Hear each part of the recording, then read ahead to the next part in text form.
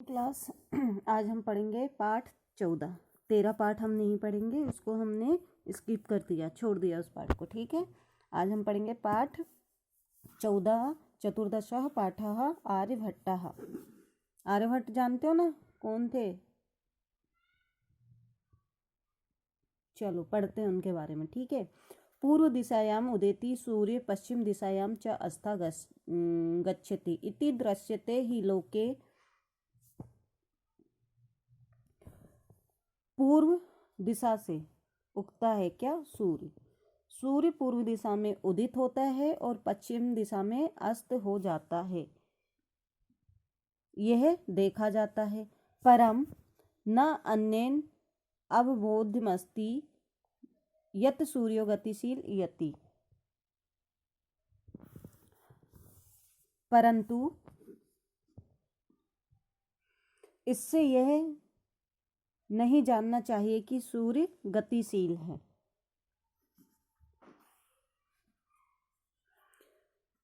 सूर्य अचल है, पृथ्वी च चला या स्वीकीय अक्षय घूर्णयति इति सांप्रतं सुस्थापितः सिद्धांतः।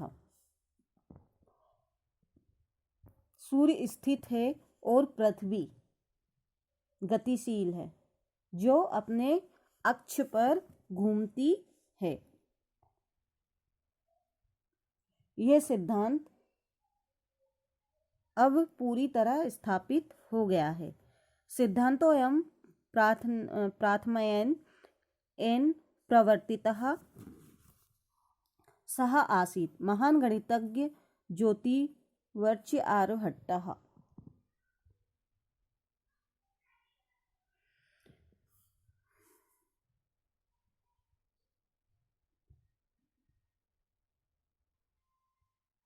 सबसे पहले यह सिद्धांत जिसने स्थापित किया या बताया वे थे महान गणितज्ञ और ज्योतिषी आर्यभट्ट। पृथ्वी स्थिरा वर्तते इति, पृथ्वी स्थित है। परंपरायाः प्रचलिता रूढ़ि तेन प्रत्यादिष्टः। पृथ्वी स्थिर है, इस परंपरा वाली प्रथा को उन्होंने नकार दिया। तेन उदाहतं यद् गतिशीलायां नौकायां उपविष्टः मानवः नौकायां स्थिरानुभवति अन्यां च पदार्थान् गतिशीलान् अवगच्छति।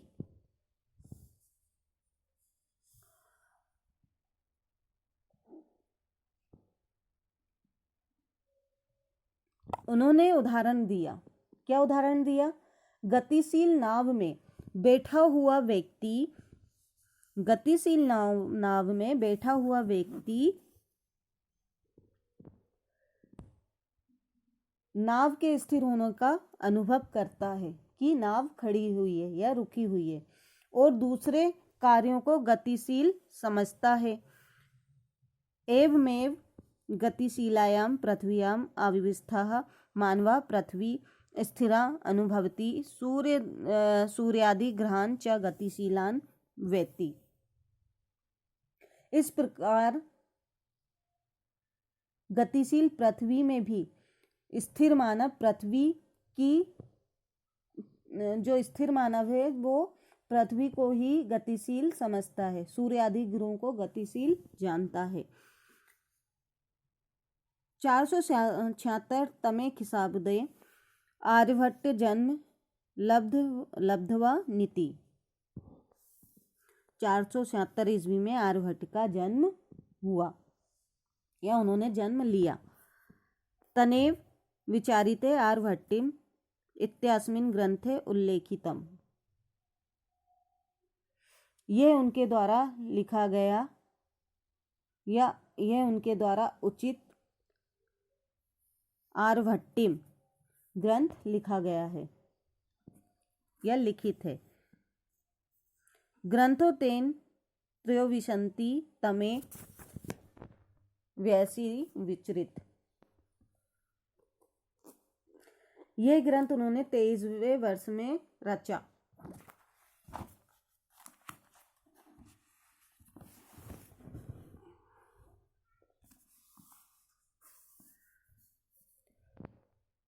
ऐतिहासिक स्त्रोभि ज्ञायते यत्र पाटलिपुत्रं निकषः आर्यभट्टस्य वेधशाला आसीत्।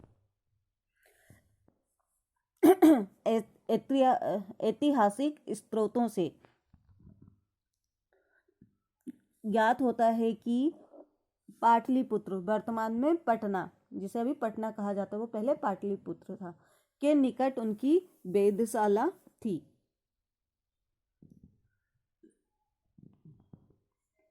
इदम अनुमीयते यत् तस्य कर्मभूमि पाटलिपुत्रमेव आसीत्। इससे यह अनुमान लगाया जाता है कि उनकी कर्मभूमि पाटलिपुत्र थी।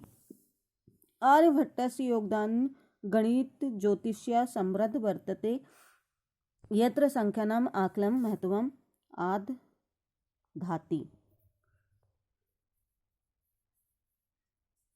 आर्यभट्ट का योगदान गणित ज्योतिष से संबंधित है। इन्होंने या इसमें संख्याओं का आकलन के महत्व को रखा है या रखता है। आर्यभट्ट फलित ज्योतिष शास्त्रे न विश्वसिति इसमें।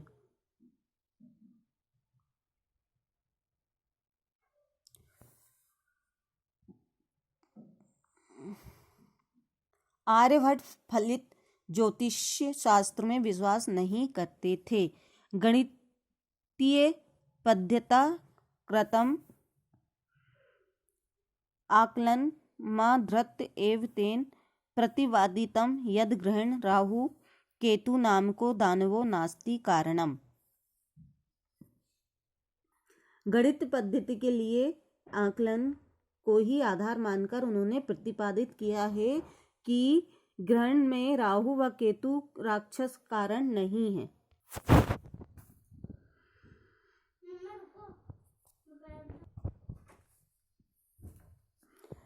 जो ग्रहण होता है उसमें राहु केतु नाम के दानव नहीं होते, राक्षस कारण नहीं है। तत्र तु सूर्य चंद्र पृथ्वी इति तीनि एव कारणी। इसका कारण तो सूर्य पृथ्वी और चंद्र, इसका ये तीनों ही इनका कारण है। सूर्य परिता भ्रमतया पृथ्व्याम चंद्रस्य परिक्रमाथेन संयोगाद ग्रहणम भवति।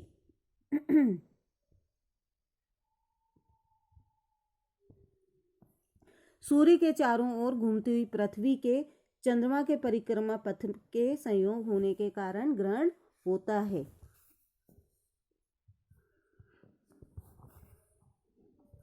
यदा पृथ्व्यां छायापातेन चंद्रस्य प्रकाश अवरुद्धते तदा।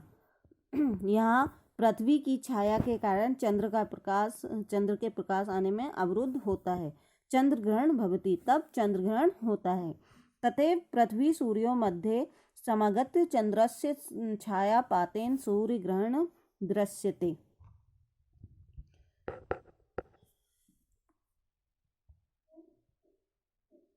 तब चंद्रमा, वैसे ही पृथ्वी और सूर्य के बीच चंद्रमा आने पर सूर्य ग्रहण होता है या सूर्य ग्रहण दिखाई देता है। समाज न्यूनतनानां विचाराणां स्वीकार्य प्राह सामान्य जन कठिनाम अनुभवन्ति। समाज में नए विचार को अपनाने में प्राह सामान्य लोग कठिनाई का अनुभव करते हैं। भारतीय ज्योतिष शास्त्रे तथैव आर्यभट्टस्यापि विरोधः अभवत्। भारतीय ज्योतिष शास्त्र में उसी प्रकार आर्यभट्ट का भी विरोध हुआ। तस्य सिद्धांता उपेक्षिता सह पंडित मान्यताम उपहासम पात्रम। उनके सिद्धांतों की उपेक्षा की गई। वे स्वयं को विद्वान मानने वाले लोगों का उपहास के पात्र बने।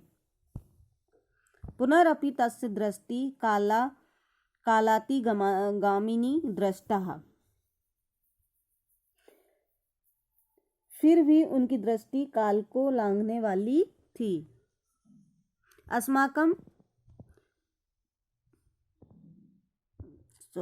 आधुनिके वैज्ञानिके तस्मिन् तस्य च सिद्धांतो समादरः प्रकटति। आधुनिक वैज्ञानिक के द्वारा उनमें व उनके सिद्धांतों में आदर प्रकट किया गया। अस्मामेव कारणाद् अस्माकं प्रथमो उपग्रहस्य नाम आर्यभट्ट इति कृतम्। इसी कारण हमारे प्रथम उपग्रह का नाम आर्यभट्ट रखा गया। वस्तुतः भारतीय गणित परंपराः अथ च विज्ञान परंपराः असौ एकः शिखर पुरुषः आसीत्। वास्तव में ये भारतीय गणित परंपरा तथा विज्ञान परंपरा के शिखर पर श्रेष्ठ पुरुष थे। ठीक है, ये हो गया आर्यभट्ट का पाठ। अब इसके प्रश्न उत्तर शब्दार्थ आप लोग देख लेना। एक पदेन उत्तरत्। सूर्य कस्याम दिशा उदेति। सूर्य किस दिशा से उदित होता है? तो प्रश्न लिख लेंगे पहले, सूर्य कस्याम दिशाम उदेति, फिर उत्तर लिखेंगे सूर्य पूर्व दिशायाम उदेति। आर्यभट्टस्य वेधशाला कुत्र आसीत्। आर्यभट्ट की वेधशाला कहाँ पे थी? तो उत्तर लिखेंगे आर्यभट्टस्य वेधशाला पाटलिपुत्रे। कुत्र हट के क्या आएगा? पाटलिपुत्रे आसीत्। फिर है महान गणितज्ञ ज्योतिषवच कहा अस्ति। तो कहा की जगह आ जाएगा आर्यभट्ट। आर्यभट्टेन कहा ग्रंथे रचिता। आर्यभट्ट ने किसकी रचना की? कौन से ग्रंथ की? तो आर्यभट्टिम। अस्माकं प्रथम प्रयोगस्य नाम किम।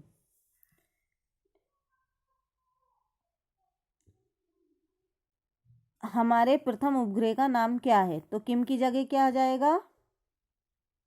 आर्यभट्टम। फिर है संधि विच्छेद करो तो ग्रंथो अयम। तो इसका विच्छेद कैसे होगा? ग्रंथः प्लस अयम। सूर्यस्तः सूर्य प्लस अचलः। तथैव तथा धन एव।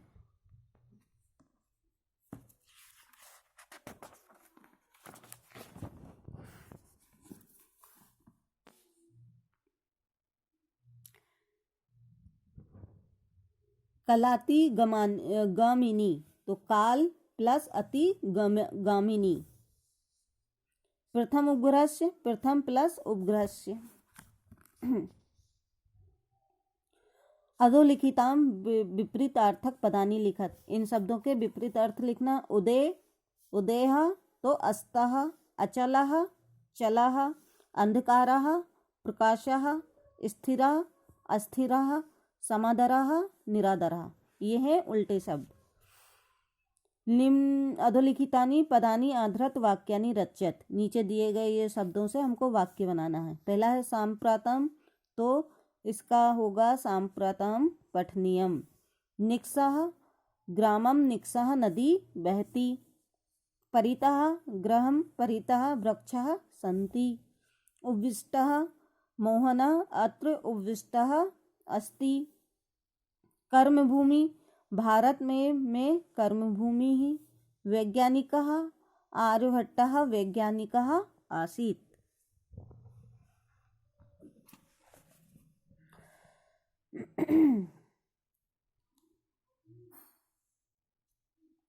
अब रिक्त स्थान भरना। पहला है सूर्य पूर्व दिशायाम उदेति पश्चिम दिशि गच्छति। तो पहले में आ जाएगा अस्तम। दूसरा सूर्य अचलः पृथ्वी च चला। दूसरे में क्या आ जाएगा? चला। तीसरा स्वीकी अक्षरे घूर्णयति। तो पृथ्वी। तीसरे में क्या आएगा? पृथ्वी। चौथा तदा पृथ्व्याम छायापातेन चंद्रस्य प्रकाशः अवरुद्धते तदा चंद्रग्रहण भवति। तो चौथे में आएगा तदा। पांचवें में नौकायाम उपविष्टः मानवः नौकायाम स्थिरन अनुभवति। फिर है उदाहरण अनुसारम पद परिचय बदत। तो जो दिए गए इनके अनुसार हमको लिखना है कौन सा लिंग, कौन सा विभक्ति, कौन सा वचन है। पहला है वैद्यशालायाम। तो ये है स्त्रीलिंग, सप्तमी विभक्ति है, एक वचन। पृथ्वी ये भी स्त्रीलिंग है। प्रथमा भी, ये जो डॉट जहाँ पे मैंने किए हैं कोमा, ये सेम टू सेम आएगा, है ना। तो पृथ्वी ये भी स्त्रीलिंग है, प्रथमा विभक्ति है और एक वचन। परंपरायाः ये भी स्त्रीलिंग है और इसमें विभक्ति है, इसकी विभक्ति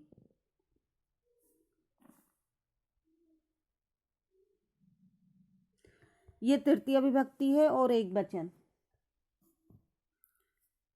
फिर है त्रीणी नपुंसकलिंग है, ये प्रथमा और द्वितीय विभक्ति है और इसका वचन है बहुवचन।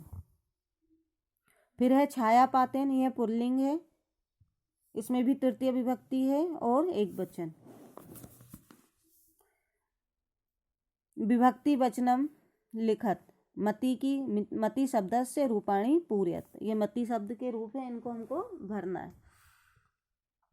पहला है प्रथमा, फिर द्वितीय में ये खाली स्थान में आएगा मति, फिर तृतीया में है लास्ट में आएगा मति भी, चतुर्थी में मत्ते या मत्ते दोनों में से कुछ भी आ जाएगा या दोनों लिख देना। पंचमी में मतिभ्याम और मतिभ्य, षष्ठी में मत्या या मते और संबोधन में है मते। ये हो गया हमारा पाठ 14 कंप्लीट। ठीक है, चलो good day all of you.